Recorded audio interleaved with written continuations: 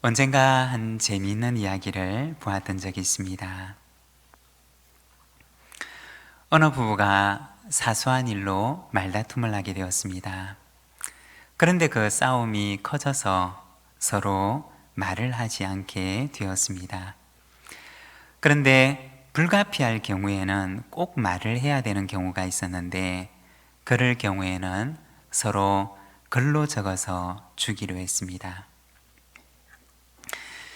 며칠이 지나고 나서 남편이 아주 중요한 출장을 가게 되었습니다.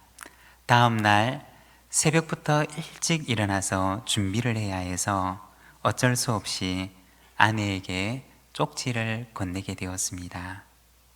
여보, 내일 아침 5시에 꼭 깨워주세요.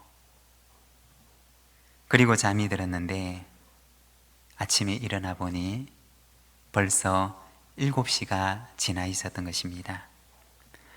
깨워달라고 그렇게 부탁을 했는데 부탁을 들어주지 않은 아내 때문에 잔뜩 화가 난 남편은 아내를 깨워서 따지려고 했습니다. 그런데 아내를 깨우려고 보니 자기 머리맡에 쪽지 하나가 놓여 있더랍니다. 그리고 거기에는 이렇게 적혀 있었습니다. 여보, 5시예요. 일어나세요.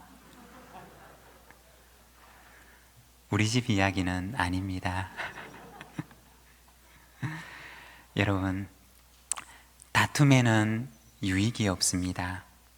화목하고 내가 조금 양보하면 아름다운 가정을 만들어갈 수가 있습니다.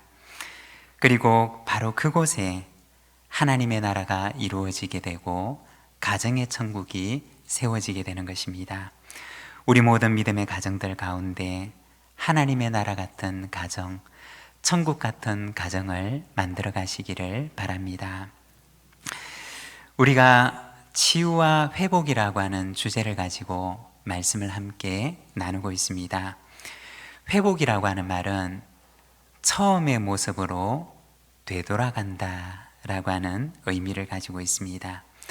하나님께서 세상을 만드실 때 처음 하나님께서 그토록 기뻐하셨던 그 모습을 우리가 간직하고, 혹시 우리 가운데 무엇을 잃어버렸는지 복음의 눈으로 돌아보고, 그리고 우리가 잃어버린 것들이 있다면 그것을 되찾고, 그리고 구부러지고 왜곡된 것이 있다면 그것을 바르게 하고 치유해서 하나님께서 기뻐하셨던 원래의 모습을 회복하는 것, 그것이 바로 복음의 삶입니다.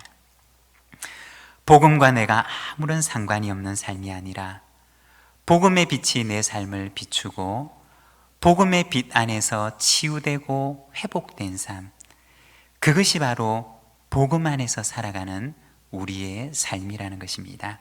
여러분, 복음 안에서 우리의 삶이 참 치유와 회복을 경험하며 천국 같은 삶, 그리고 하나님의 나라를 이루어가는 그와 같은 삶을 살아가는 우리 모든 믿음의 가정들의 삶이 되시기를 바랍니다.